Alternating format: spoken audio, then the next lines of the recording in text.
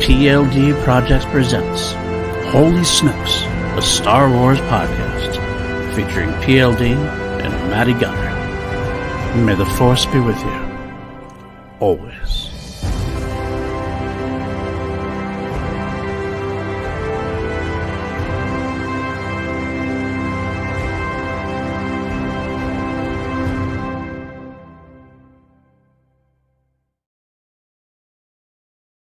What is up, everybody? Welcome to PLD Projects. Welcome to Holy Snokes, a Star Wars podcast. We are back.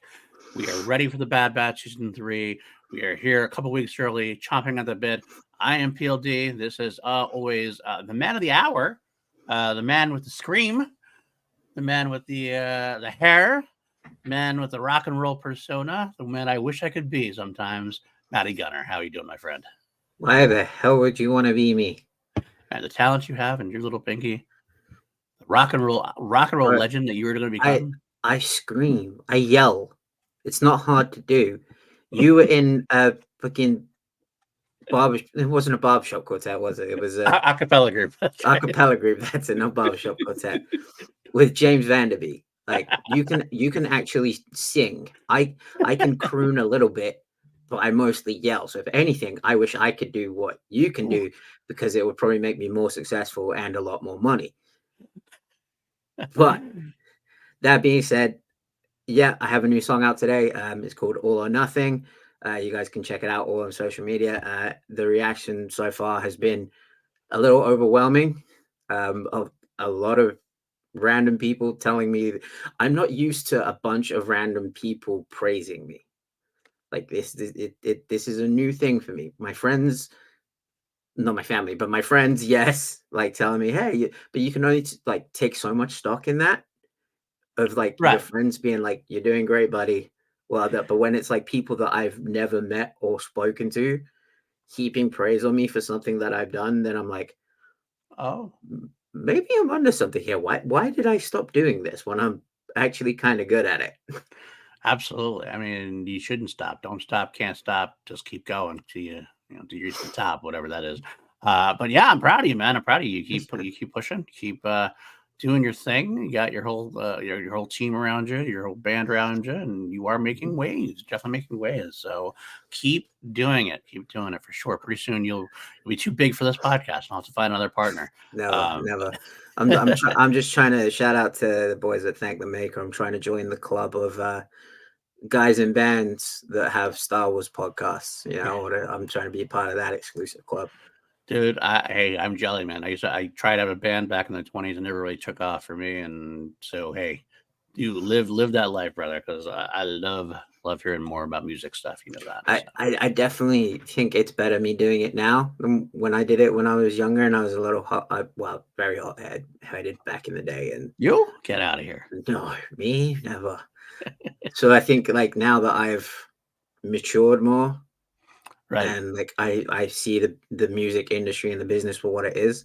Not gonna lie, it's a lot different now. Like a lot different. Right, everyone's writing that like they're writing whole songs around that 30 seconds that are going to be on TikTok, and you hope it is going to blow up. Like I'm from the era of showing up at the town you were playing at a week early, and handing out flyers and handing demos to random people for them to either throw it in the trash right in front of your face or tell you to fuck off and tell you look like, and call you the F word slur because you had because I had black hair, tattoos, and wore eyeliner at the time. Right. But there's still that level of, is this someone gonna like this? And whether it's one person or 100 people, if like I appreciate all the kind messages I've been getting today. Well, good. Even our good friend Ken Knapsack, who is not a fan of this genre, reached out to me just to say well done. So yeah, that's great. I mean, Ken has his own rock and roll dreams, obviously, writing lyrics for the Moon Agers and putting out stuff. So he definitely the Moon Agers tour is going to happen. I am manifesting the Moon Agers tour. The Moon Agers tour. That would be quite a double bill for sure. I'd be there. I'd be there in the front row in a heartbeat. But yeah, I'm proud of you, buddy. I'm proud. So keep it up, my friend, and keep us all informed always.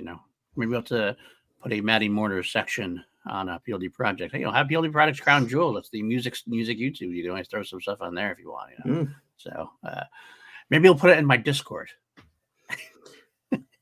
When we finally get around to having a Discord, yeah. I'll throw out there for the listeners here. Well, we'll just have like Matty's Corner where like we just talk about music with people yelling. I'm not very much a Discord person. I told Matty before, the only reason I really use Discord is mostly to text my son, who watches Discord more than uses Discord more than he actually uses his phone texting wise. Every once in a while, I join a bunch of Discords. I go in for a round. I do something. I come out. I kind of forget it exists. I actually have created a PLD Project Discord. There's one post in it from me. I'm the only member. It just says test. I've never really done anything more with it. You're just in there talking to yourself? Pretty much. I mean, it's a lot like being inside my head. It's a little scary sometimes, a little empty sometimes, a little echo. Speaking of echo, go ahead. We gotta stop celebrating me, because we're gonna be celebrating someone very special today, who is friends with someone called Echo. Yeah. I gotta be careful. Listeners of the show will now know that I have. There it is, right there. It is. But we're gonna be celebrating this guy right here. That guy. Echo.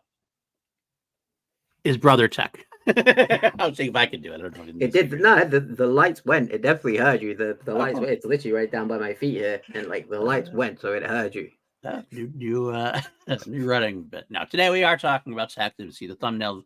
It is the best of tech. We are starting to prepare for the coming of Bad Batch Season 3, coming on February 21st with a 3-episode premiere that we can't wait for. I'm very excited about it. But most importantly, I am starting the campaign to take back the term tech bro. Take it back. Are you a tech bro then? Are you a tech bro? Are you a bro of tech? We on this show are tech bros. We are bros 100%. Of tech. We support tech. We believe that tech is not dead.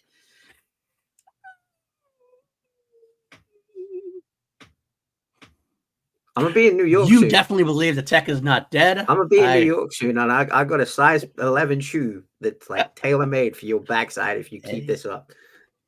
I believe that tech has existed. I believe that tech is a wonderful, wonderful soldier, wonderful, wonderful brother.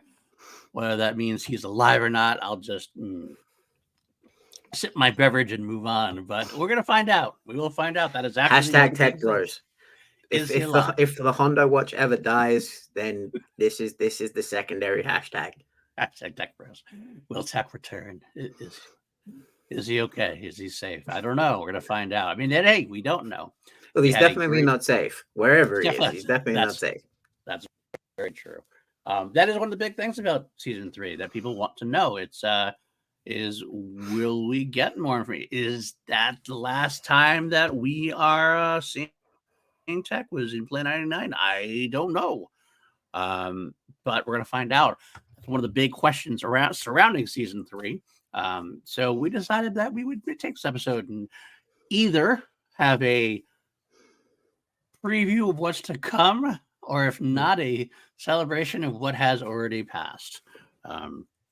But yeah, it's an exciting time. It's an exciting time. I can't wait to do this. I think we're next couple episodes up until February 21st. We're going to have topics revolving around the Bad Batch. I haven't even tossed this out to Matty yet. I'll do it on air. I think maybe next week we'll do like a maybe not best of, but maybe just like a detailed history of Assaj Ventress as we kind of talk about some of her exploits and what has led up to her controversial, shall we say, reappearance coming up in Season 3.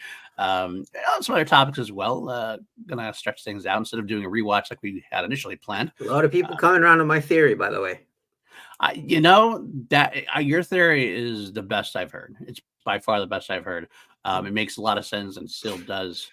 I'm going to take that back. My idea. I'm not going to use that word. That word has been absolutely bastardized and poisoned by tainted a certain someone. But my idea.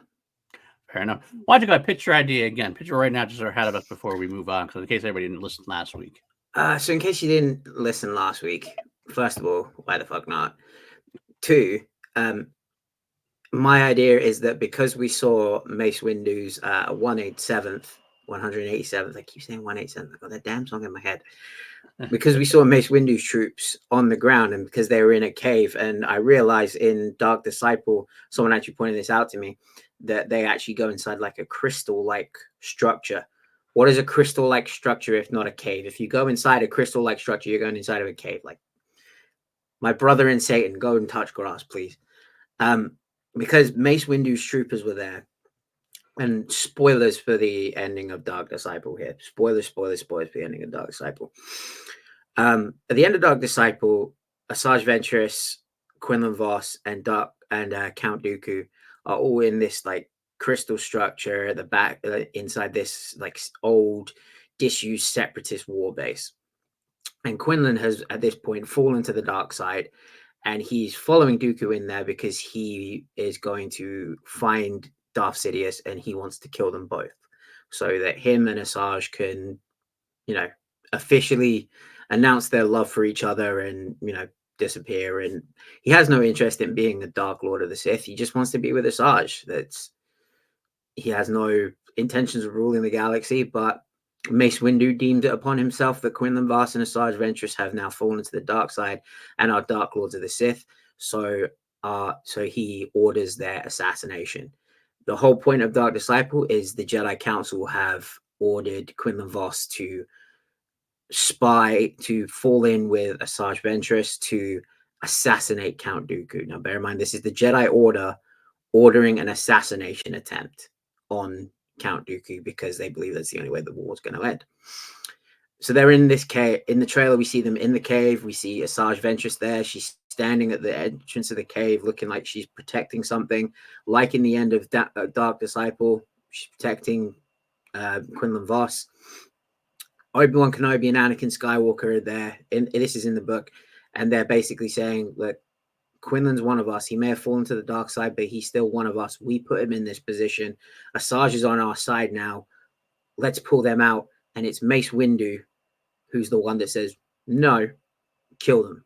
Like, they add this on another notch to reasons why I hate Mace Windu, is because he orders the hit attempt and his soldiers are there in the trailer. Now, we have seen before the Bad Batch go against orders because they don't believe them to be right. So this could possibly be the case. And this is kind of a little thing I've added on top of what I said last week of, the Bad Batch are saying to Mace Windu's troops in this scene, we've never been good at following orders. Could they possibly be there and realize, no, this is wrong? Like, we shouldn't be, why are we trying to kill these people? Like, this is wrong. So maybe they are having an identity crisis, as it were. Mm-hmm. But I believe that scene with Assaj is we're going to see the ending of Dark Disciple because we didn't get to see the Clone Wars arc. So true. Well, what better way to show us it than skip right to the fucking end of it? Supporting your theory also means like we do see, I believe in the trailer we saw that moment which you missed, that Crosshair is with the bunch at that point. We did see Crosshair's weapons, so this could be taking place before when Crosshair was a part of the team. As to why we would see it, I understand why they would pitch. And the clones are in their 187. Sorry, the clones are in their 187 armor at this time. All the clones, as we've seen through season 2, the clone armor, the CT trooper armor, has been completely decommissioned. Right. If that wasn't a flashback, they would be in their CT armor. They would be in their 187. Right. They would be in their 187 armor, not the TK armor, which they're wearing in the present day. Sorry, continue. So I'm saying, but like, why would I understand why they put that in the trailer. It's a nice little spark of conversation. Oh, cool, good to see Assaj Ventress again. I thought she was dead. Oh, great, Assaj Ventress. But my question then becomes, why is Assaj Ventress? Why do we see that flashback? What's important about that flashback? And that's a big question mark. And I kind of got a little mini theory of my own here. Or mini idea of my own here is perhaps this is a flashback. Perhaps you're right, and perhaps, honestly speaking, it's a little bit of a red herring in that Assaj doesn't really have a big part to play. We just get to see her in that. We get to see that scene, like you said. But perhaps they're showing us that because the Bad Batch are going to be recruiting Quinlan Vos to help them retrieve Omega. We don't see Quinlan Voss in the trailer, but where Assaj Ventress goes, especially with Dark Disciple, and if they're honoring the Dark Disciple storyline, then Quinlan Voss would follow. We know that Quinlan Voss is alive. We know from the Obi-Wan Kenobi series, they mentioned that he was helping with the Path. Maybe the Path was started by the clones, Rex and company. Might be getting a whole lot of connectivity. So perhaps that is. Perhaps we're going to see Quinlan Voss in this story as well. The statement that they published as well about honoring Dark Disciple, they said this is not the end of when she is laid to rest on Dathomir. They said that's not the end of her story. Right. Perhaps her story involves Quinlan doing things in honor of her, things of that nature. Bad Batch helped her. He'll help the Bad Batch kind of thing, potentially. Another real quick aside to that is that this wouldn't be the first time. Aside to the Assaj. This wouldn't be the first time that Bad Batch has recontextualized a previously shot scene or scene in the canon. I mean, from the very first episode of Bad Batch, right? We recontextualized the Kanan comic, and some people complain about that a little bit. I mean, quite honestly, it wasn't that much of a difference. It was kind of like one of those. It's the same basic storyline, just a little bit of a thing added to it, the Bad Batch angle added to it. Some people still thought that was, they want to be purists about it. I guess that's fine if you want to be annoyed by that. It's your right to be annoyed by that. I don't mind that kind of like painting because it's storytelling. Storytelling differs from whoever's telling the story, so it could be same. It's kind of like I'll use the old cliche. From a certain point of view, it all revolves around a certain point of view. So that's, to me, that may be, if we're going to begin on a recontextualization, I wouldn't be surprised if we add another recontextualization later on. So I think this is going to fit in better than some people are scared of, and I can't wait. And I really do hope. I kind of hope we do get Quinlan. Now, if we don't, I'm not going to be one of those people who get upset and say, "Oh, that was stupid. They should have used my idea." But it'd be kind of a cool thing to say. And the thing, a lot of people. Not missing, but one thing that they're falling on is that it takes away from Dark Disciple. No, it doesn't. Dark Disciple is still a great story. Like, just because there's another story with Assaj, it doesn't take away anything from the story of Dark Disciple, especially like 99% of people that are complaining about it that have probably never actually read it. They just want something to complain about. But to those of us who have read it, like, there's no more beautiful scene than, like, we want the two of them to be together. The whole tragedy is that they go through all this and they can't be together. It's very much like a Romeo and Juliet, the Montagues versus the Capulets. Like, they end up, like, they do all this stuff, but they still end up apart. And that's the tragedy of Assaj Ventress, is like everyone leaves her, but this time she sacrificed herself for someone she loved. Correct. Yeah. That it's still, like, it's not even a full circle moment. The full circle moment would be the two of them riding off into the galaxy together and being together. But there's that tragedy of, like, now they're not going to be together. But tell me, like, you wouldn't, knowing what you know about Dark Disciple, and anyone who's read it wouldn't shed a goddamn tear if they do a scene somewhere of, like, Quinlan is, like, doing a mission for the Path, right? He's trying to save these force wielding kids, and who comes in to help him? The love of his life that he thought was dead. And then they go on and they help these force sensitive children together. That would be, dude, that would be beautiful. I would cry. I would cry my eyes out. Yeah, I agree. You know what? Also make me, I'm getting a little goose pimply here. But I think also, like, it combines everything we have. I mean, what a great, because, I mean, the animated series has always been about recontextualizing the movies and the lore and things like that. And I would love, I mean, we watched our good friends Ken Knapsack and Joseph Scrimshaw on a recent live stream rather. And Joseph said something wonderful that I really wanted to adapt to myself. Something I always thought of, as he usually does. It's true. He mentioned how, like, a lot of people will say that the Clone Wars made the prequels better. things of that nature. And he didn't like that because there's so much in the prequels that's there to love, and that it was always there for you. You just didn't open up to all sides of it or whatever. But she said instead, what it does is just that the Clone War. I wish I had the exact quote because it really hit me. The Clone Wars in the animated series didn't make it better, but it just expanded it so much that it got you. It gave you another avenue into the prequels that you might not have had before.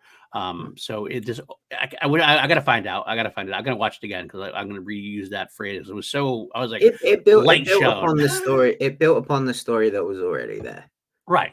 Exactly. So nothing makes it better. It just adds to it and expands it, which is what the animated Which series is essentially what retconning actually means. For those of you out there that don't quite understand what that word means, that is what it means. Building upon something, like adding to the story. You're not taking away anything by adding anything. Like you don't add to subtract. You add to add on. It's basic math. When you add something on, you are adding to it. You are not adding it to take something away. That's dumb. And he was talking about it in terms of it was the most, I don't know, it wasn't a live stream. Either way, it was about animation in the future, and they were mentioning like a future animation, so potentially being around the First Order, or the Resistance and Rebels and stuff, like post Jedi, and saying that like if the Clone Wars could do what they did to open up, erase the prequels, maybe like a Luke Skywalker's adventures could bridge the gap between Return of the Jedi and the sequel trilogy. Not the sequel trilogy needs to be made better again, but it does kind of be a supporting cast and really open up some different avenues of discussion and world building, the lore building, things of that nature, and make everything connect. Because that's the best thing about Star Wars to me. And that's why, as much as I love stuff like Visions, which I'll always love, I prefer canon stories. I love seeing all the different connected points of all these characters. Wouldn't it be great if the Bad Batch like finale is more some of that connectivity? We know that what if the end of the Bad Batch is about them starting the path with Quinlan? Like Quinlan and Bad Batch start the path because you know what have they learned over the course of these last couple of seasons? They're no longer soldiers for the Republic who doesn't exist. They're not soldiers for the Empire. They become what? They become a family. They become dads to Omega. And what's a better thing for them to do when instead of like at the end of the day, like I found my place now by being dad to a bunch of Force sensitive children and try to help them get away from this burgeoning empire. So him and maybe Quinlan together will start. So what a connection we have the path learned in Obi-Wan with Quinlan there, and we have the where that is during the Obi-Wan Kenobi era.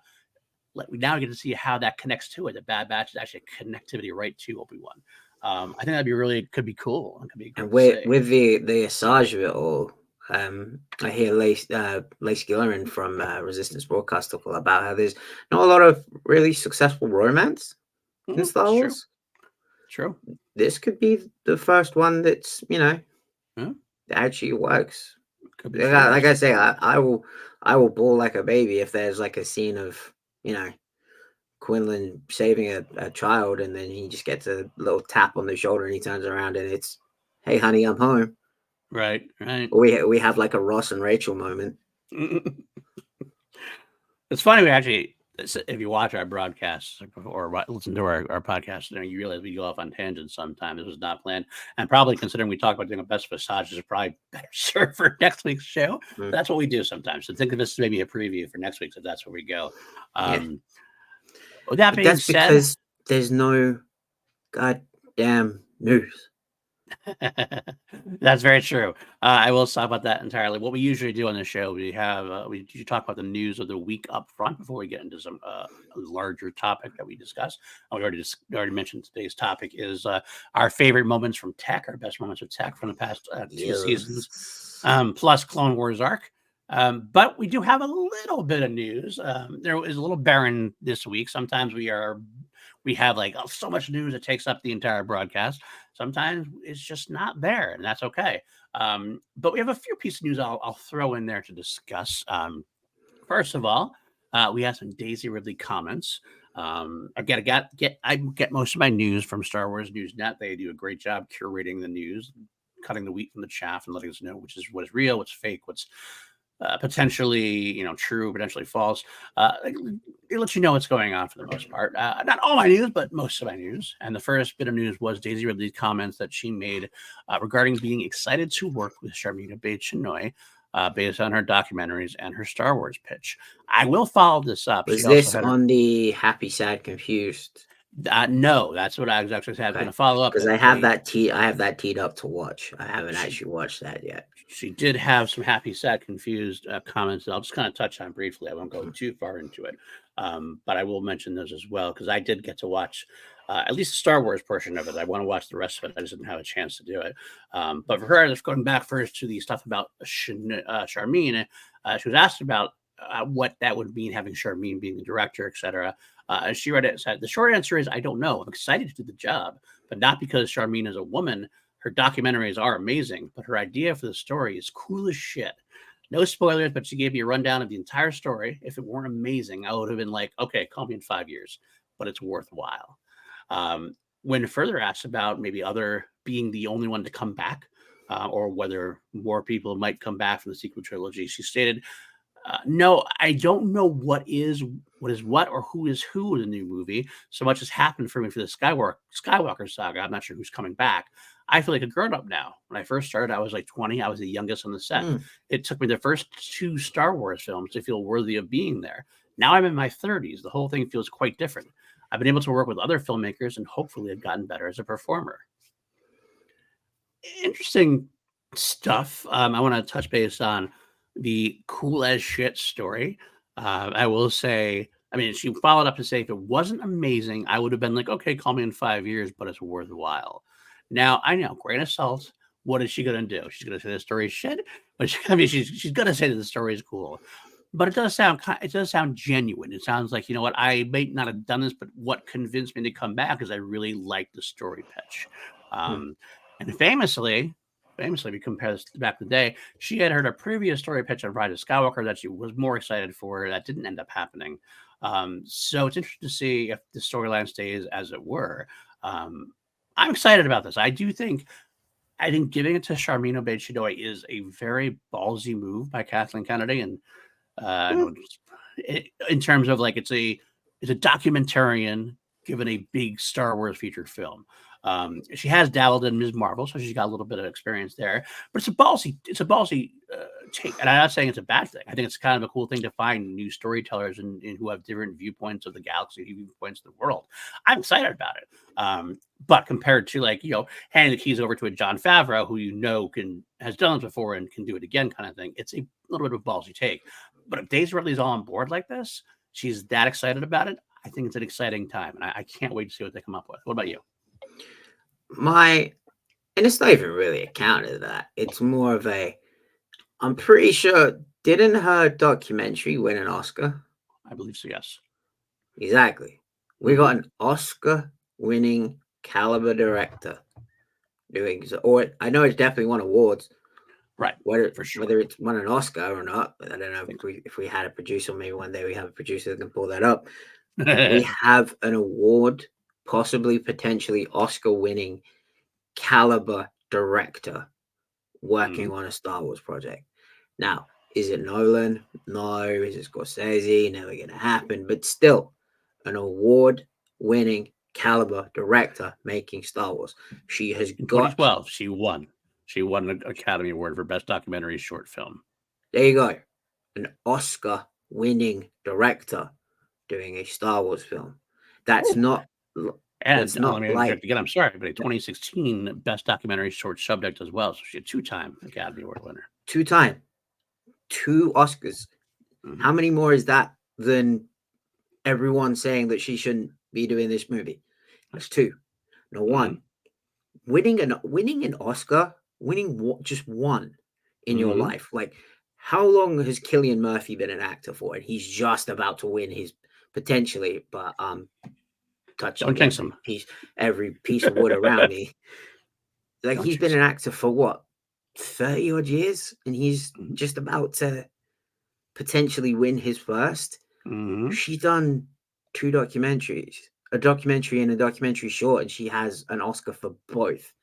That's a 2 for 2. That's she's batting 1,000 so far. So I've got full confidence in her as a director. Mm-hmm. Now, how does that transfer into Star Wars? Well, if the story is similar to what her documentary was about, she's going to be pretty much an expert on the subject. Mm-hmm. So I'm going to take that over what some idiot bro dude on the internet is saying about 100%. a woman directing another woman. Right. And I know Daisy's saying it's not even about her being a woman, but let's just look at it from an outsider's perspective here. A lot of people are only saying Charmaine shouldn't have this opportunity because she's a woman. Yeah. Which is that's dumb. what they'll hide behind what I said. I mean, I'm calling myself out to a degree, and then I'm not mean to, but you will hide behind the things that I said, which is a valid argument, which is a valid point. But yes, I'm not the one that cares about if she's a woman or not. No, your point is valid. Like, she is still green as a director. I think it's an interesting choice. That's all. Yeah, it is. You're not wrong. It is an interesting choice. We're giving the keys to the second biggest, arguably probably the biggest movie franchise in history over to someone who's just done documentaries. But everyone calls for more reality in Star Wars. Everyone calls for more familiarity with real life in Star Wars. Thinking outside the box, also. And this is definitely an outside the box kind of move. I think it's worth a shot. She did do 2 episodes of Ms. Marvel, which I did. I really enjoyed that series. I need to watch that show. I'm not going to lie and tell you, I loved her episode specifically. I'm looking back at them now, and they all definitely kind of run together. But overall, I enjoyed the show. Nothing stood out as a bad episode, so she fit in very well with the rest of the idea of what's going on. That's probably how Lucasfilm got to know her, anyways. As she did so she did some work for Marvel that way. I think it's a cool idea. I think I like the idea, and I'm willing to be ready and willing to support it. And let's go. Let's do it. I do want to call Daisy out on one thing, though. Okay. That if the story wasn't great, call me in 5 years. Daisy, if Lucasfilm and Star Wars are calling you saying, here's a big old bag of money, I have the most rock solid integrity on the planet. Star Wars calls me up and says, here's a big old bag of money, I'm taking it. Now, with that punk rock guilt goes out the window. With that being said, it is actually interesting. The next transition. Now I'm going to talk really briefly about the Happy, Sad, Confused podcast that she did. I know you haven't seen it yet. Some of the interesting comments in there related to what you said include the fact that she actually broaches the topic of how, for example, the response to Rise of Skywalker was tough to take. And she mentions how she had a lot of self-doubt, even during her course as Rey, due to social media things and everything else, whether it was received. She kind of had this, I want to make sure I'm performing for this fan base that is so ravenous about its product and about its stories, that she felt a little, ill at ease. Like the first one, The Force Awakens, was pretty well universally loved at the time. Last Jedi was divisive. Rise of Skywalker was divisive. So I could feel connecting these two comments together. It feels like I understand her being a little wary about coming back. Like she's moved on from that. Why go back in? But the fact that the story was cool as shit might have been like, you know what? Maybe it is worth another go. I'm older now. I can take this. I know what I'm doing now. I'm the veteran. And it's a cool story cool as shit. Let's see what happens. Which is some part of it.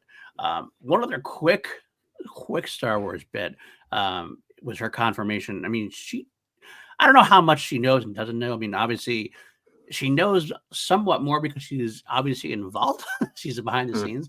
But a lot of times those actors don't pay attention to the rumor mills and things of that nature. Like, for example, Josh Horowitz, the podcast.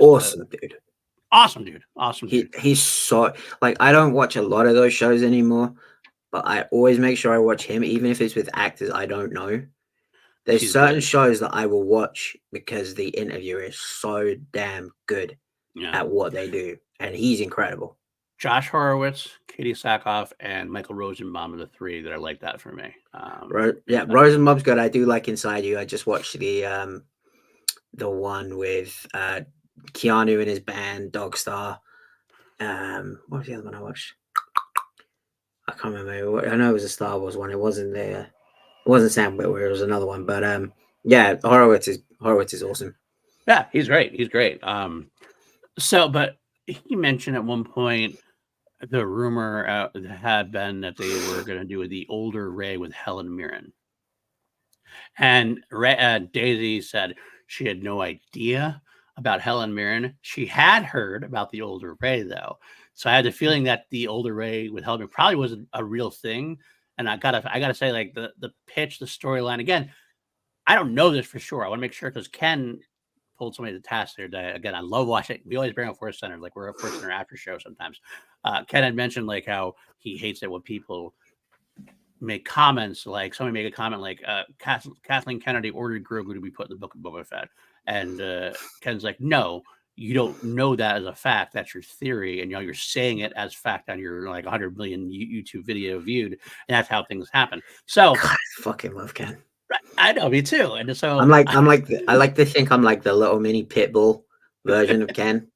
Like Ken is like the big Rottweiler that everyone's like, hey, don't like beware of the dog. Ken's got that dog in him. And yeah, I was watching that as well when he called that out. And it was absolutely right because I had something this week. I was watching something and someone was talking about how Kathleen Kennedy hates the idea of the comics. And I'm like, how busy do you think this woman is? Like, I don't think she reads the comics, to be honest with you. And that's not a bad thing. She's not supposed to be reading every little bit in detail. She's a she's a producer. That's not even a fucking job. Right. She's going to have ideas. She'll listen to ideas. She's not going to read every nitty gritty detail. George didn't read every nitty gritty detail.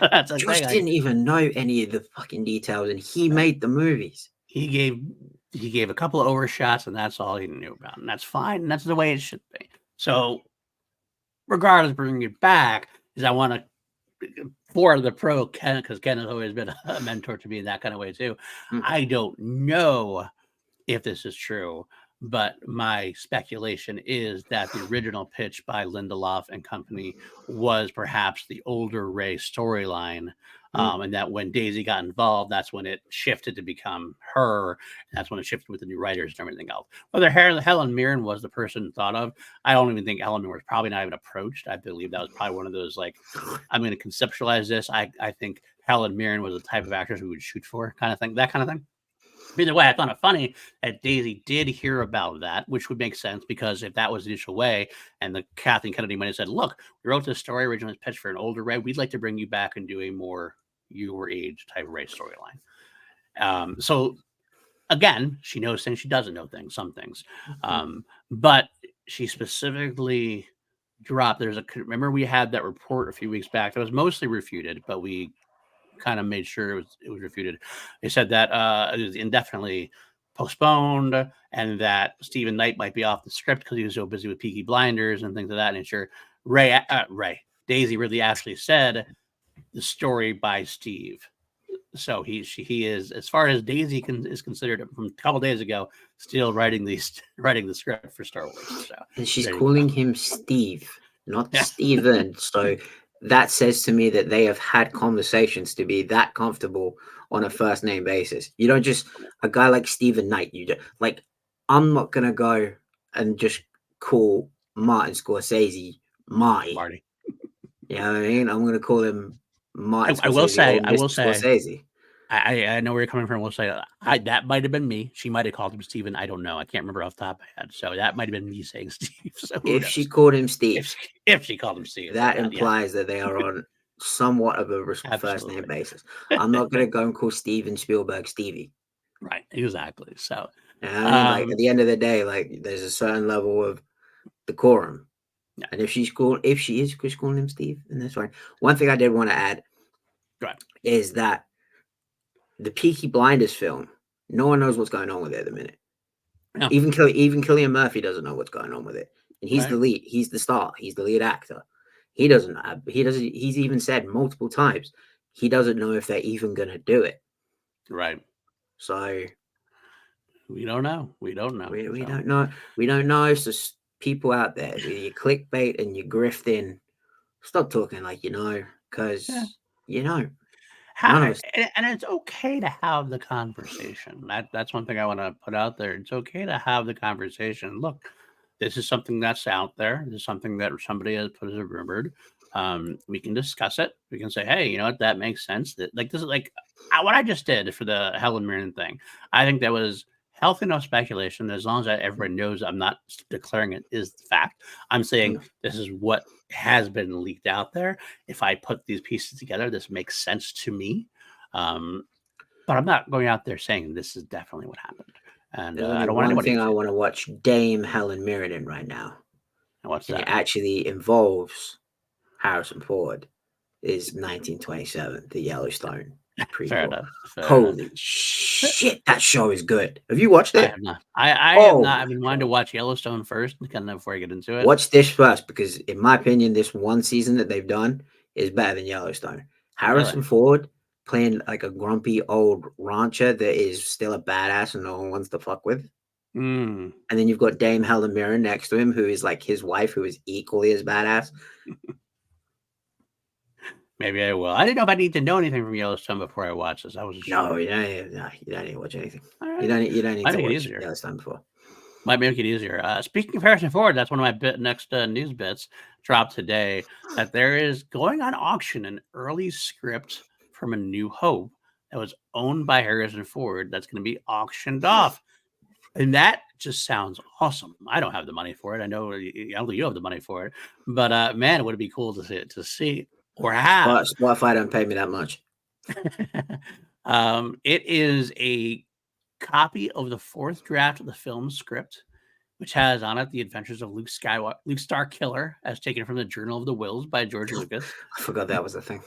Exactly.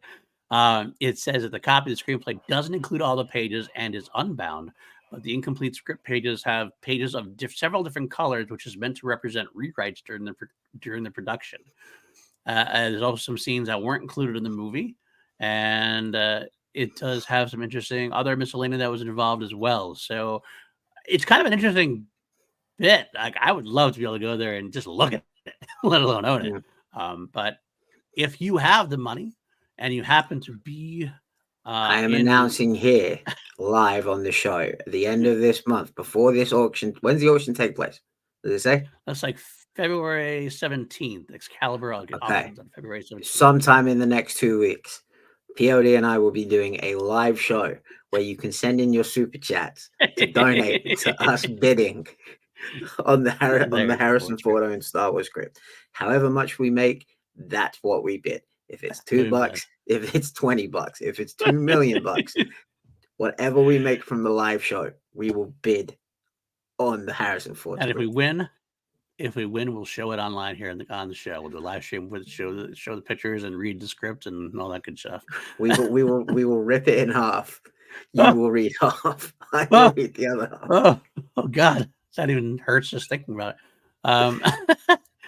All right, a quick news bit. I will say, Escape from Valo has been released, the next novel in the High Republic, which I have not read yet. I have not read all. This one is written by which one? Daniel Jose Older and Alyssa Wong. Alyssa Wong, yes, those are the two. I am in my High Republic era. I'm still reading them, so I'm not in phase 3 yet. But I'm glad to see this continued. I've heard some good things. Our friend from the channel, Molly Damon, says that the audiobook is now coming in March, I believe. So there's no audiobook yet, I guess, for some reason.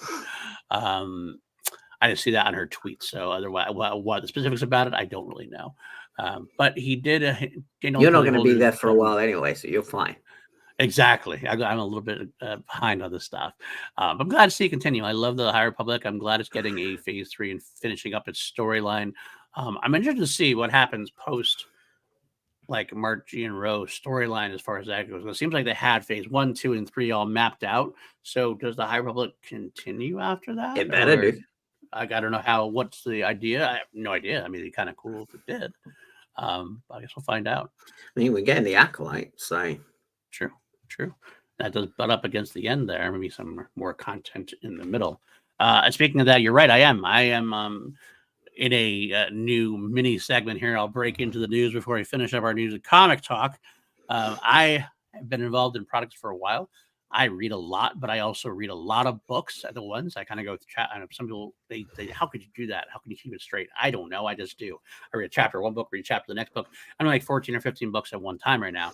But always included is my Star Wars read-throughs. I've been reading through the entire current canon from the beginning, including comic books, things of that nature.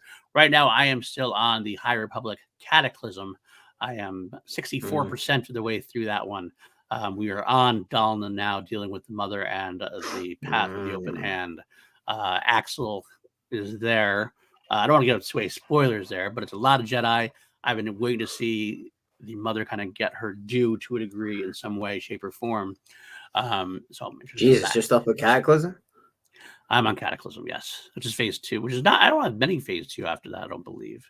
I could be wrong. I know I have a few more left, especially the comic book wise. I have Quest for Planet X is next. But as far as novels go, we have you done Vengeance? Vengeance is, yes, Path of Vengeance or Path of Vengeance, yeah. Yes, that was before. That was what I just finished. That was my favorite one. Yeah, that was a good one. That was a very good one. I do like that one quite a bit. I'm enjoying Cataclysm for what it is. Absolutely. Get to read a bunch of more stuff before we get into, the High Republic comic book comes in soon, and then Light of the Jedi. So I'm really getting close to the end of phase 2. And then I'll rebrush myself through phase 1, and then I'll go right into phase 3, which is kind of nice actually in a way, because I said this before, and it's a little bit hypocritical as a Star Wars fan, I guess, but I didn't love how we went from phase 1, phase 2, jumping back to the prequel era of the High Republic, so to speak, before moving on to episode 3. That's the way I look at it. I think it was done purposefully. They're doing the same way that Star Wars did. It's exactly the same. But I know it's exactly the same, but I didn't like it for this. For this, I kind of want to, I want to see what's happening next with Marching Row. I guess the difference is, when you saw the original Star Wars trilogy, Return of the Jedi was kind of an ending. He's not in. He's not in phase 2, right? Yes, I do. I know that's what I'm saying. So I just want to manage your expectations before you go. No, I get it. I know all about who's in it. He ain't even a twinkle in his daddy's eye yet. But that's what I'm talking about in terms of like at the end, when you go back to the original trilogy, Return of the Jedi was a solid end. That was the end of the story. So going back, like the sequel trilogy was kind of nebulous at that point, and there were stories that you could tell, but the main storyline was done. At the end of phase 1, we are nowhere near done with Marching Row. So it's like, I want to finish that story before I went back. I would love to have finished that story, then gone back and seen stuff before it happened to lead up to it. Personal preference, your miles may vary. Maybe you like it. It's fine. But real quick, before we move on to the other piece, the other Star Wars book, I also have been doing a Legends read through for a long time now. Every Legends book in chronological order, book, short story, comic book, all this stuff. So it's been a long journey with me. I am still just past episode 3 at this point. I am in Coruscant's Knights of Threes, Patterns of the Force, with Jax Pavin and I-5 and that crew. They're trying to avoid Darth Vader, walking around trying to find the Inquisitors are there. It's kind of funny. I forget that the Inquisitors actually predate Disney era. I kind of thought, I know that's stupid, but I always think of because we get much more Inquisitor storylines more recently. Every time I read about Inquisitors, because they were still there back in the day. But so that's where I am now. So we'll have to see how that goes. About 40%. I haven't been reading Star Wars. I've been reading The Creative Gene by Hideo Kojima, the greatest known auteur of all time. I know he's a video game guy, but he's the single greatest creative mind of this generation and the generation before. He's the only reason I'm going to Celebration Tokyo, because there's going to be so many famous people there for him to take pictures with and put on Instagram. And you want to be one of them. Hideo Kojima with the lead singer of Mourner, Matty. I mean, Bring Me the Horizon did a song for one of his games, so it's not completely out of the realm of possibility. So there you go. Yeah. Sweet. All right, let's move into the last article we have to talk about really quick, and that is comic books that are coming. The upcoming comic book line in April, they have been released. One that is definitively for you, my friend. Definitively for you. Coming in April, Darth Maul, Black, White, and Red. We had a Darth Vader Black, White, and Red. Now we have a Darth Maul Black, White, and Red. 4 issues. Darth Maul stars in his very own horror blockbuster. A prison ship and transporting a cult known as the Final Occultation goes offline, and Darth Maul is sent by Palpatine to investigate. What he finds on board is the stuff of nightmares. It's up to him to stop the profoundly dark and unstable force that wishes to bring chaos to the galaxy. Listen, that motherfucker is a dark and unstable force that wants to bring chaos to the galaxy. So what the hell is on that ship? That's a good call. That's a good question. I have a feeling I want to say Darth Maul goes, you want to do this? That's my job, motherfuckers. A Darth Maul horror comic. Do you know how that speaks to my core soul, my essence, my being? Like every fiber of my being is just like, give it to me. That's why I led off with that one. Did you ever read Shadowhunter? I did. That was part of my Legends read through. I said it over. Love it. That's what that's where I'm the Coruscant Nights 3 is the sequels of that, those kind of thing. It was a long time past, but it's lax. Did you listen to the audiobook with Sam Witwer reading it? I did not. I've never listened to many audiobooks. The only audiobooks I've ever listened to is Dark Disciple and Pirate's Luck. Those are the only Star Wars books I've ever listened to. I'm not a big audiobook guy. You listen to... You've got Spotify, right? I do, yes. Yeah, it's on Spotify. So is it? Okay. Maybe I will. Maybe I will. It's so good. It's just like Sam Witwer's voice in more. It's just like match made in heaven. It's perfect. Or hell. No, it's heaven. It's dreamy. It's like a bright light that warms my soul. And his shrieks. That's why you do Mortar. I think that's what it is. Pretty much. I did think about using a sample, because we have a song which samples the rock stars and millionaires quote from Fight Club. Okay, nice. I was originally going to use a more quote, but I was just like, nah, this one kind of hits a little harder. That's fair. All right. Next up, we got Star Wars number 45, coming Lando on trial for crimes against the Alliance. I haven't read the last couple issues because I kind of stopped reading current issues when I went back to start my current read through. And I'm going to catch up to those eventually. But I'm interested to see what I know when I was reading, there was issues with Lando and Lobot kind of working on their own a little bit, even though they're working with the Alliance. I find it interesting that that's a way they're going to go with Empire and Return of the Jedi. We have Empire Strikes Back, where he,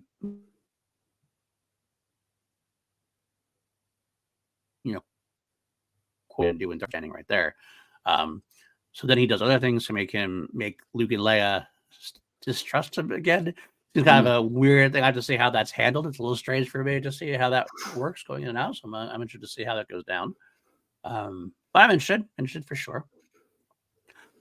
We have High Republic number 6. It's called Back to the Light, which is a Brian May album title. So I'm expecting to see some Brian. That it is.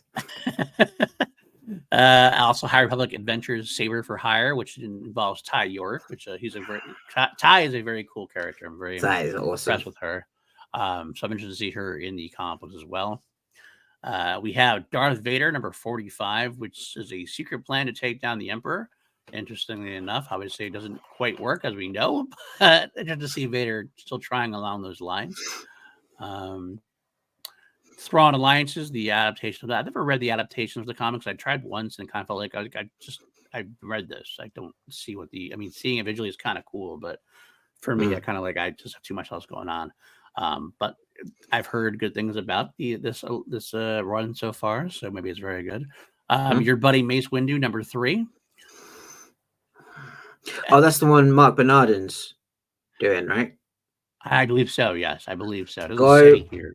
Shout out to our good friend Auden Diaz. He did an interview with Mark Bernardin about this run with Mace Windu. I don't know if it's up on his channel yet, but go watch that. Yeah, I can't wait to hear it.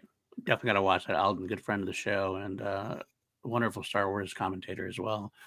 High Republic Adventures number 5, and finally number 2 of Jango Fett, which I am very interested in because we have precious little stories right now that take place in between the Phantom Menace and Attack the Clones. That's a 10-year period that we just don't have a lot on. We obviously have a book with Obi-Wan Anakin. We have a comic mini series with Obi-Wan Anakin, a few things here and there, but there's a wealth of time there that's not been explored. So getting some Jango Fett adventures, that should be a lot of fun. That should be a good miniseries to read. So I'm looking forward to that. So. All right, that's it for the news. Let us go into our topic of the day, and we'll get into it. Yeah. Best of tech. We both have 5 moments. We have not told each other what these 5 moments are. So we never do. Crossover. We never do. I will let you lead off, my friend. Okay. The first one that I am picking is in no order, by the way. No button. This is not ranking. This is just. This is not a ranking. We're just listing 5 of our favorite moments of tech. This was such a smart ass comment that I loved it, and it just showed that how quiet tech is. He has this like silent confidence in him that just can't be unrivaled. It can't be rivaled. It's in Bad Batch season 2, episode 13. He's playing with Gonki. And he says, "Yes, I am playing against myself. It is the only time this game is a challenge." I've often said that tech is the greatest unintentional. That's the word. Tech is the greatest unintentional comedian in all of Star Wars. That is a prime example. Not bad. Not too bad. All right, first one I will throw out there. Most of mine are actually, funnily enough, are serious. The ones that really hit me, and I agree. It's kind of funny. I think if I had done this after just watching the season, I might have thrown in some of those unintentional comedy because I love his unintentional comedy as well. So but at the end of the day, when it's been a little while, it's been like 6-7 months since I've watched the Bad Batch season 2, let alone season 1. You don't watch it on a weekly basis. The hell is wrong with you? I know. I have too much other things I'm freaking watching at the moment. I would like to go back. I probably will go back, and I don't know if I'll be able to get it all in before the beginning of season 3. But well, if you watch a season a day, if I had that kind of time, my friend, I would. But most of the serious ones are the things that stuck with me long term, as far as that goes. Specifically, one I'll bring up right away was Bad Batch season 1, episode 16, Camino Lost. There's a moment where Crosshair rejoins up with the boys at Omega, and they kind of have this like grumbling between each other, and Tech tells Wrecker, quote, "Let it go, Wrecker. Crosshair has always been severe and unyielding. It is his nature. You cannot change that. He cannot change that." And Crosshair looked at him like confused. It was like, "Why are you defending me?" And in a very Tech moment, just turns to him and goes, "I am not. Understanding you does not mean that I agree with you." That was my next one that I was going to put. Was it? Yeah. It's such it showcases him completely. He is a extremely rational person. And I'll say one of the things about Tech that has become such a lovable thing to him and such a hero to people in general is that he kind of has this nature. He's on the spectrum, potentially autistic, has an autistic side to whatever. He's partially an autistic spectrum, rather. Neurodivergent. That's the word I'm looking for. I couldn't come up with my head. And he served as that kind of like he was being seen by people. I love that fan base has that person to look up to, a person to identify with, I should say. And they do it very well because he's just very rational about it. He's like, this is who they are. You can't change it. No, and I don't agree with you. It's like it's the best of both worlds. It's like almost as emotional as he gets, but it's so Tech that it made a lot of sense and just I loved it. So I think because it also this quote genuinely helped me come to terms with the fact that some of the people that are nearest and dearest to me, I don't share their political or social beliefs, but that doesn't mean I don't love them. Right? It doesn't mean that we don't have to we can disagree. That's fine. And there are certain things which obviously the line gets drawn that if you think this, then we are two different ways. But there's certain little things that people tend to argue over these days. And I'm not going to throw outrage culture about, but some things come up sometimes. And I'm just wondering, why are we worrying about this? Why, if it's someone, if a new movie gets announced or someone says something that's even and I'm not talking about someone who says something completely flagrantly offensive or disrespectful, but like someone who like cracks a joke, like the whole, like when Ricky Gervais put his special out, I didn't find it funny, and it was just because I felt like he was just grabbing at the current like right wing, like what now known as like the right wing comedy of like trying to, make the transphobic jokes to like. I'm just like, this is over. Right. Like this is so old. Like I almost pity you for having to reach this low Yeah. to grasp at attention. You're better than that. And I know Right. you don't believe this shit. You're just doing it for attention. So I'm Right. not even going to bother commenting on it. I'm not even going to bother thinking about it because there's so much more important things going on in the world. Whoa, definitely just hit the light on my phone there. But just that, like, Tech saying that, I was like, I can disagree with people on a vast amount of different things, but it's not going to change that I have been through a lot with this person, that I have this connection with this person. Yeah, we may differ on a few things, but I'm not going, but that's just who they are.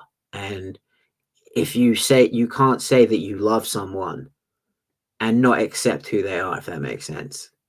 Agreed. Like, cause then you don't truly love that person. Right.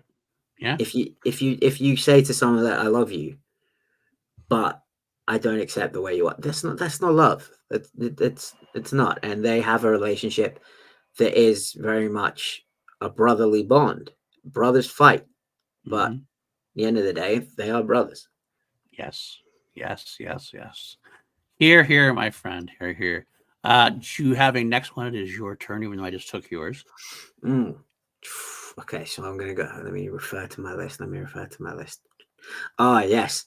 This one was from I don't have the episode, I just have it written down in my notes here. But it was an arc in the Clone Wars. It was the arc where they go to rescue Echo. Right. And In I season can't 7. yes. And they're speaking with the villagers at this point, Right. and no one can understand. And Star Wars has had a long history of talking to droids, talking to Wookiees, talking to aliens, of like, we just accept that they understand each other. Right. But in this case, we get the rare exception that no one speaks the language. Not Anakin doesn't know the language, none of the clones know the language. So what does Tech do? He pulls down his visor and he has it written on the screen there, and he's like translates it. I was like, holy shit. Yes. Finally. That was pretty good. I gotta admit, that's pretty good. I actually considered putting that myself. I was watching them. This is awesome. You don't get to see that. You don't get to see it at all during Star Wars. Usually We just it's accept it, right? no. Like Han knows what Chewie's saying. Luke Right. and Anakin know what R2 is beeping. We're just Or like, we have the droid like C-3PO translating kind of thing, but hmm. it's still not the same as actually seeing the text on screen like that. It was kind of a cool way to do it. And what a great moment to have. So yeah, I agree. And it also showed like that Tech is one step above, like he's one step ahead of like even Anakin, like Yes. a trained Jedi who's been trained in the temple. Right. Albeit he's a bit of a reckless son of a bitch who probably didn't go to all of his classes. But like Tech just shows, just stand aside, jocks. Like let the brainy one through. Like it just shows that the guy with the brains is he's worth keeping around. Anybody. Absolutely. All right, my next one then is actually similar to my last one. I want to bring this one up specifically. I think Tech had the greatest arc overall in season 2. We kind of learned the most about him I agree. comparatively. And there's a moment, again, kind of a neurodivergent moment, but it is in Bad Batch season 2, episode 9, The Crossing. Oh, you son Where of a gun. Omega and Tech have moments inside the Ipsium mine. First off, it's kind of a long. My main point comes towards the end of it, but I want to set it up in that they have this battle. I don't have the quotes about this quote in front of me. They have like kind of this conversation where Omega's really upset because Echo had just left the bunch. He had his own mission to do, help Rex out with the clones. And she gets mad because Echo's not there. And she kind of like has this childish, like, we should do this, we could do this. And Tech being Tech and not being very he being very rational and not completely understanding the emotional depths is like, hey, the Bad Batch was around before Echo. It'll be around after Echo. It is what it is. What's your problem? Making her run off. And of course, Hunter Wrecker, like, dude, come on. Stupid. They said Tech out. Tech's like, okay, fine. He goes after her. They have a little bit of moment. She falls down. He doesn't even think about it. Doesn't think anything about it. She falls into a gap. Doesn't even consider it. Just jumps in after her because he's got that love for her. You don't see it in that way because that's not how he shows himself. But then he does come up with it. They find this after going through this water chasm. They find this dry ground and they have this conversation about it. And Tech tries to connect with her in a way, and they have this wonderful moment where Omega says, "We're a family," and Tech kind of goes, "Yes, of course we are. Then why don't you act like it?" And he takes a moment, and Tech says, "Echo chose a different path, as did Crosshair. I have to respect their decision. Even though it can be difficult to understand, we must carry on." And then here's the line that defines Tech for me. "I may process moments and thoughts differently, but it does not mean that I feel any less than you." Less than you do. Yeah. And oh my God, I got chills thinking about it. I'm gonna try to be. People call this episode filler. I hated that. Like, this is so not. Anyone who uses that word is dead to me. I know. I agree. This is character development, and they made the relationship between Omega and Tech was character development. My brother in the Force. This was character defining. Yes, exactly. I felt I really fully, truly understand Tech better than I ever did before, and I understand the relationship. Their relationship was solidified. It was a powerful, powerful moment. And again, it also helped seeing his neurodivergent side. He doesn't process things. He processes things very differently. He can handle things very differently. He may not show emotion, but it's there. It's deep inside of him. And Omega can't understand that, but I think she does understand it better now. And that's an important lesson for life, that you may not, this person ahead of you might feel just as bad about you, just as bad as you about something. They just process it differently. And so no judgment. There shouldn't be any judgment about anybody and how they process things. Everybody processes things their own way. And so it's a great life lesson, great character defining moment. You can't get better than that.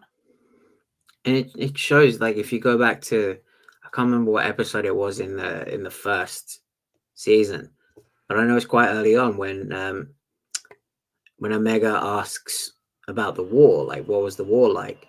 And Tech's response is, it was a primary objective fought over multiple battlefields. And it's just like, yeah, that's not. What's it like? Yeah, what's it like, dude? Like, how did it make you feel? And it's just like, that he saw some shit, right? And he's gone from that to sitting with Omega in a very beautifully lit cave underwater, saying, essentially pouring his soul out. No, saying, look, just because I don't act the same way you do, doesn't mean I don't feel it too. But unfortunately, this is just the way I am. As a great Marshall Mathers once said, I am whatever you say I am. Shout out to famed Star Wars Galaxy rapper Eminem.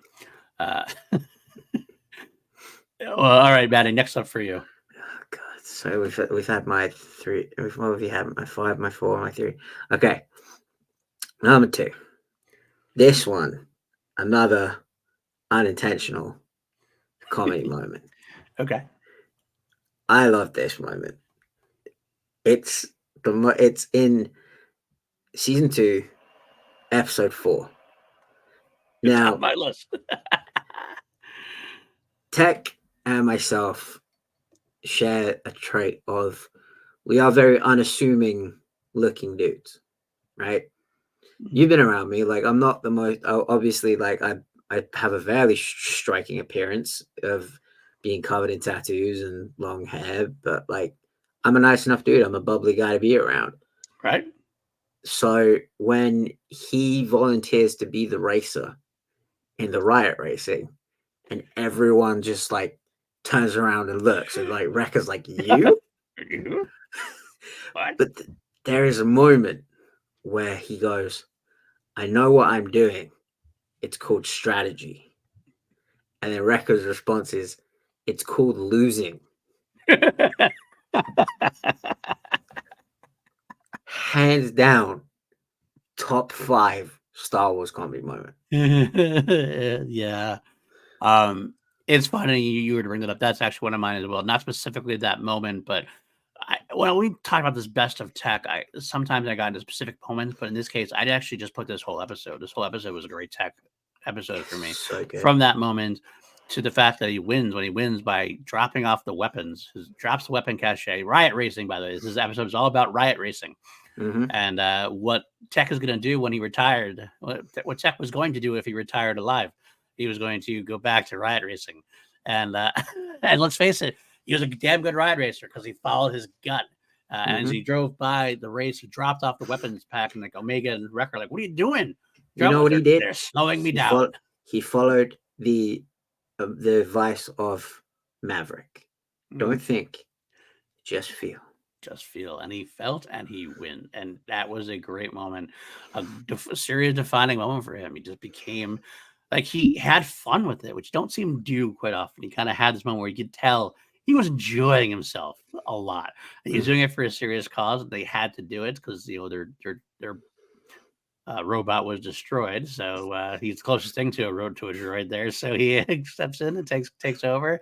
And wins the race. A great episode for Tech. If you are a Tech fan and haven't watched that episode, go watch it. Season 2, episode 4, faster. So, all right, I will do one of mine now. This is a small moment, but I loved it. It took place after the talk with Omega. Tech and Omega became a lot closer after that. And season 2, episode 14, Tipping Point. The flying lessons Tech is giving Omega, including, of course, the Tech turn, which he insists is not really named after him, but Omega. But he quite likes it. But he does quite like it. It's exactly that moment. Like, you got to see him enjoying himself doing it. You see him becoming this older brother that he never really had, but he really developed into the older brother figure at that point. He's teaching Omega flying. It's just great comedic, fun family moment. And I mean family, not just for our family, but for their family as well. Hashtag family. Hashtag family. Again, thank John Lastrina. That's for you. So yeah, it's one of my favorite Tech moments of the show. It's a small moment. Takes all of like a minute and a half as they have to quickly land and move off. But that's where they are. Omega's learning under Tech. Since Echo wasn't around to teach her some things anymore, Tech kind of took over that station, and this is one of the ways he does it. What a great moment. So you got next up. This moment is possibly my favorite Tech comedic moment. Okay. It's when they're on Pabu and Wrecker has just eaten all that food, and he's clutching his stomach. Hunter goes, "What's with you?" And Wrecker goes, "I'm full.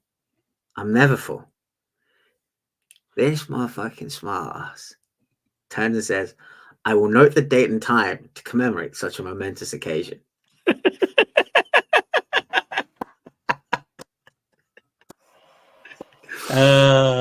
Tech. The greatest unintentional comedian.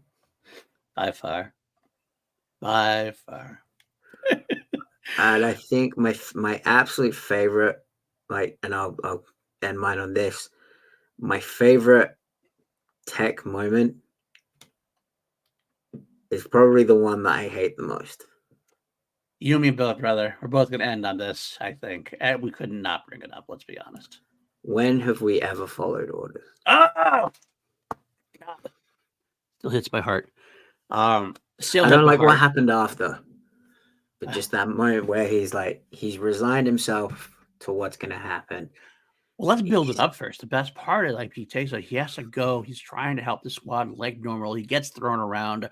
He gets caught around. The cart detaches. He's falling. He's trying to get back up. And we've seen this multiple times throughout the series. And always, somehow, they've made it through. Wrecker's there to save somebody. Hunter saves somebody. Tech has saved people. They always come through for each other. That's the thing, right? We always expect them to make it out together. and you expected that. You're like, okay, he's down, but Record's going to grab him, or he's going to have some kind of something's going to happen, or someone's and going to then fly underneath him and he's going to land on it. right, and then like it came like this. I remember watching it, going like it just my tension kind of increasing like at the second. Like I think part of like this is a season finale. Like is this isn't good? Is no? I'm talking to myself, kind of watching this go down, and I feel like Hunter became the audience at that point. Like we all became Hunter for a second. Hunter's like, "Get him on board, get him on board." We're like, I was screaming at the TV. I could hear my neighbors banging on the wall because of how I was yelling at the TV. I totally agree. I'm like, "Oh, get him on board, my God!" And then he has a moment. We see the TIE fighters coming, and it's like just when we think it's like bad and like really horrible. Then we had then also the TIE fighters come flying, and we're like, "What the fuck? What's going?" And then like that the sense of dread cuts. when you see the TIE fighters. It's Yes. just like when have TIE fight, like we've seen TIE fighters a million times. Right. We've seen them in space battles so many times. Right. I have never been more afraid of a TIE fighter. That moment. Absolutely. And it's like, well, he like all of a sudden he like the music stops. Like, the music been intense, it's been big battles, we have that pause, and all of a sudden, like, I know what this means. Fuck you. And all of a sudden Record's like, don't you do it. When have we ever followed orders? And then the shot, boom. And it's like, are you kidding me? But what a tech way to go. What a tech way to go. Sacrificing himself for his brothers like that. Powerful We've been talking moment. about it, right? The whole time we were talking about season 2, we were saying if they did that, how heartbreaking it would be. But like, and I would talk about it with you and people in different Discord channels and stuff. But like, I get the feeling they're gonna do something to Tech, but I really don't want them to, Right? Because like he was a cool cat. He was cool in the Clone Wars season 7. He was cool in season 1. Season 2, we all really fell in love with him. Yeah. And they love to do that, and then they just rip them right from us, and it's just like, you fuckers. Bitches. I love you and hate you all at the same time. From Jennifer Corbett, Brad Rao, Dave Filoni. I'm just gonna yell at Brad and Dave because I'm not getting into the yelling at women on the internet thing. There's enough. Kiners, even them, I blame them as well. Their music always drops my soul. I blame them in the best way possible. It's a testament to how well they tell their stories and how well the story is developed and how much they've done with tech. Like this moment couldn't have had nearly the impact it had if it wasn't for how they built them up. Nope. And so yeah, you hate them, but down deep you're always like, you guys, you know what you're doing and you're good at your job. And you wrecked me in the best possible way. And I hate you and I love you at the same time. And we're coming back for more of the same. I'm sure there's gonna be moments in the new season which will probably break our hearts as well. Maybe we'll have a happier ending. I don't know if we get one or not, but you leave the big boy alone. You hear me? You leave poor dear sweet Wrecker alone. That's exactly. Don't take any more away. But yeah, what a great set of things about tech. Best of tech. God, I'm ready for season 3 now. I'm ready to run through a wall for season 3. Yes, we are the tech bros. Tech bros. Hashtag tech bros. And on that note, my friend, where can the folks find you? You can find me everywhere at that little handle right there, all over the internet.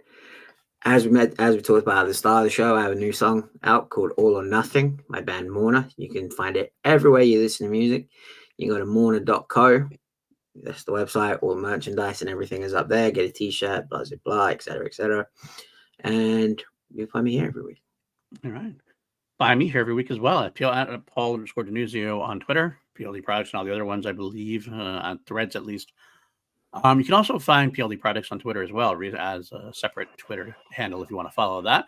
This is your first time here. I hope you enjoyed yourself. Like, subscribe. If you're listening on the audio feed, leave those 5-star ratings, get us up there. We are a slowly building community, but I'm happy to see us still on an upwards trend. We're at about 515 subscribers now. I appreciate that. I have about 600 subscribers on my Crown Jewels page. So keep going that as well. It is great to see you guys coming along on the ride with us. If you want to support even further, patreon.com/PLD Projects. Join us with folks as Austin Cadell, Brandon Buckingham, Jeff Altman. I couldn't do this without you guys. Really appreciate you and the whole crew. We do a lot of stuff on this channel. We do PJ and I do 2 Meter White Dudes on Film. We go through horror franchises mainly, other franchises as well. Right now, we're about to do Freddy vs. Jason. It's our next one we're tackling. We do the Big Blue Box, our Doctor Who after show, and also some ranking stuff. We just did a ranking of the holiday specials and do some more content before we come back in May for the series. Also, let's say review with Lego, go through the V franchise, bunch of different stuff. Crown Jewels, Queen, one of my favorite Queen tracks of all time. I'm doing this week on Friday for the News of the World album. It's Late. It's a great slow burner rock track. You don't hear many people say that's one of their favorites. It's a deeper cut amongst the Queen fans. It's kind of well known, but especially amongst the more casual fans, people barely know what it is. And I tell you, it's a powerful rock song. Got some great Freddie, not quite screams like you do, but Freddie definitely got some emotional vocal cords in that one. Throwing it out there. Yeah. So.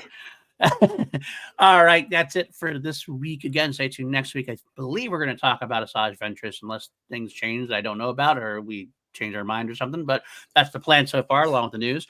And of course, a couple of weeks we're going to be back for the Bad Batch season premiere and breakdown. That's going to be a big one and I can't wait for it.